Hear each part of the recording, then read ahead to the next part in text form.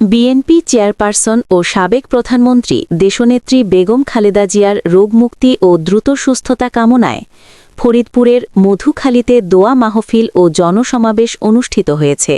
শুক্রবার ১২ ডিসেম্বর বিকেলে উপজেলার মথুরাপুর উচ্চ বিদ্যালয় মাঠে গাজনা ইউনিয়ন বিএনপি ও অঙ্গ সংগঠনের উদ্যোগে এ অনুষ্ঠান অনুষ্ঠিত হয়।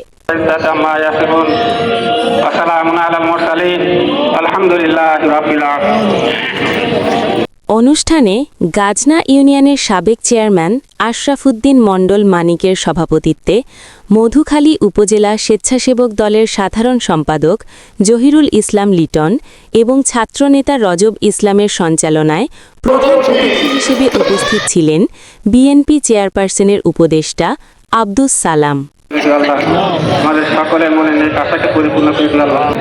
প্রধান অতিথির বক্তব্যে আব্দুস সালাম ফরিদপুর ১ আসনে বিএনপির মনোনীত প্রার্থী আলহাজ খন্দকার নাসিরুল ইসলাম নাসির এর জন্য ধানের শীষ প্রতীকে ভোট প্রার্থনা করেন।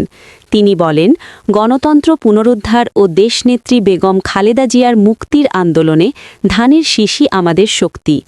খন্দকার নাসিরুল ইসলামই এই আসনে বিএনপির যোগ্য প্রতিনিধি। আমরা একত্রিত হয়েছি দুইটা কারণ।